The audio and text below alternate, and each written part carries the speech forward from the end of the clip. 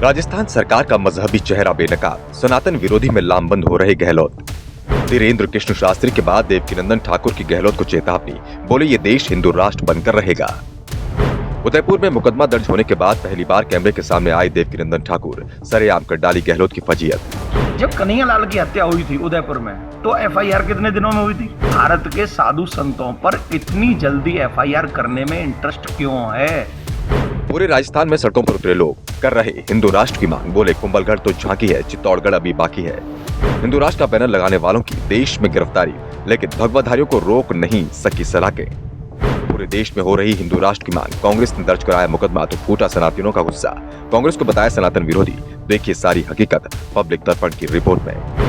राजस्थान की गहलोत सरकार कोई भी हिंदू विरोधी काम करने से जरा भी नहीं चुक रही है। शांति दूतों को खुश करने में पूरी तरह से लगी हुई है। इसलिए उन्होंने बागेश्वर धाम के पंडित धीरेन्द्र कृष्ण शास्त्री पर मुकदमा दर्ज करा दिया, जिसके विरोध में अब कथावाचक देवकीनंदन ठाकुर खुलकर मैदान में आ गए। उन्होंने सीधे सीधे शब्दों में गहलोत सरकार को चुनौती दे दी। देवकीनंदन ठाकुर का कहना है कि देश हिंदू राष्ट्र बनकर रहेगा, इसे कोई भी नहीं रोक सकता। इसके साथ साथ उन्होंने गहलोत के ऊपर ये भी सवाल दागा कि संतों के ऊपर मुकदमा दर्ज करने में इतनी जल्दी क्यों रहती है, जबकि कन्हैयालाल की हत्या हो जाती है तो उसके ऊपर मुकदमा दर्ज करने में कितना समय लगा देते हैं। देवकीनंदन ठाकुर ने अपने सवालों से सीधे सीधे गहलोत सरकार की फजीहत कर डाली और उनके कारनामों पर सवाल खड़े कर दिए।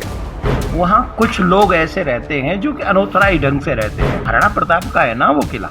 महाराणा प्रताप किसके अगेंस्ट लड़े थे? न्याय कीजिए। हम हिंदू राष्ट्र की मांग क्यों कर रहे हैं? हमारे भाई ने कुछ कह दिया तो तुरंत इतनी जल्दी रिएक्ट के उस पर एफआईआर कर दी।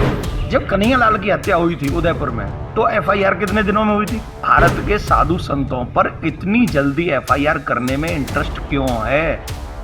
राजस्थान में मंदिरों की मूर्तियां तोड़ी जा रही हैं, पुजारियों पर हमला हो रहा है। सरकार पुलिसिया व्यवस्था आंखें बंद कर बैठे हैं। हिंदुत्व की बात करने वाले और हिंदू राष्ट्र की बात करने वालों के ऊपर मुकदमे दर्ज हो रहे हैं। अगर कोई हिंदू राष्ट्र की बात कर रहा है तो उसे पकड़कर जेल में डाला जा रहा है। राजस्थान से लेकर बिहार तक हर जगह हिंदुओं के ऊपर अत्याचार और जुल्म सितम हो रहा है। समझ में नहीं आता ये हिंदुस्तान है या कोई मुस्लिम देश जहाँ हिंदुओं को खुलकर खुद को हिंदू कहने की आजादी नहीं है। एक तरफ राजस्थान की गहलोत सरकार मुगलई कानून लागू करने की कोशिश में है, तो वहीं दूसरी तरफ बिहार की महागठबंधन सरकार हिंदू राष्ट्र के सपने को उजाड़ने की साजिश रच रही है। इन राज्यों में सरकार जालीदार टोपी वाले शांति दूतों को खुश करने के लिए सनातन विरोधी काम दिल खोल कर रही है। इन्हें लगता है कि शायद इन शांति दूतों को खुश करने से ये चुनाव जीत जाएंगे और इसलिए हर जगह हिंदू राष्ट्र, हिंदुस्तान के अंदर हिंदुओं की ही अनदेखी की जा रही है। क्या है पूरा माजरा, चलिए इस वीडियो के माध्यम से आपको बताते हैं। पहले बात कर लेते हैं राजस्थान की।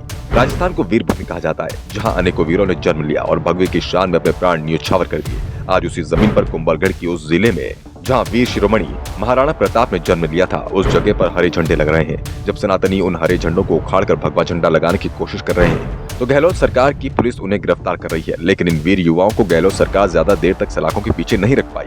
जैसे ही राजस्थान की जनता को ये पता चला 5 युवकों को भगवा झंडा लगाने के विरोध में पुलिस ने गिरफ्तार किया है, तो गली से लेकर चौराहे तक, थाने से लेकर कोर्ट तक लोगों का सैलाब सड़कों पर उतर आया और उन्होंने मांग कर दी युवाओं को छोड़ने की। हालांकि कोर्ट ने युवाओं को जमानत दे दी, लेकिन यहाँ जनता ने सड़क पर आकर सीधे साफ शब्दों में कह डाला, ये देश हिंदुओं का है और हम इसे हिंदू राष्ट्र बनाकर ही रहेंगे। इसके साथ ही यहाँ पर एक नया नारा और आजाद कर दिया गया, कुंभलगढ़ तो झांकी है, चित्तौड़गढ़ अभी बाकी है।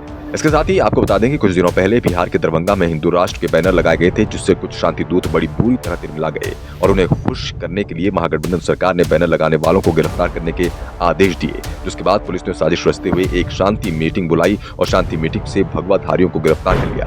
इस मामले में 100 लोगों के खिलाफ मुकदमा दर्ज किया गया, लेकिन जैसे ही हिंदू युवाओं को उसके बारे में जानकारी मिली, उन्होंने तुरंत सरकार और प्रशासन के खिलाफ हल्ला बोल दिया और मजबूरी में पुलिस ने गिरफ्तार किए गए सनातनियों को रिहा करना पड़ा। इस दौरान बीजेपी विधायक खुद थाने पहुंच गए और उन्होंने कहा कि सनातन के सिपाहियों को किसी भी तरह प्रताड़ित नहीं होने दिया जाएगा, जिसके बाद मजबूरी में प्रशासन को सनातनी कार्यकर्ताओं को रिहा करना पड़ा। तो वहीं अगर राजस्थान में हिंदुओं के साथ हो रहे अत्याचार की बात करें तो यहाँ कुछ आंकड़े आपको दिखाते हैं। जयपुर के एक हनुमान मंदिर में मांस के टुकड़े फेंके गए। उदयपुर जिले में भगवान परशुराम की मूर्ति तोड़ी गई। इसके बाद राजसमंद में भगवान हनुमान की मूर्ति तोड़ी गई।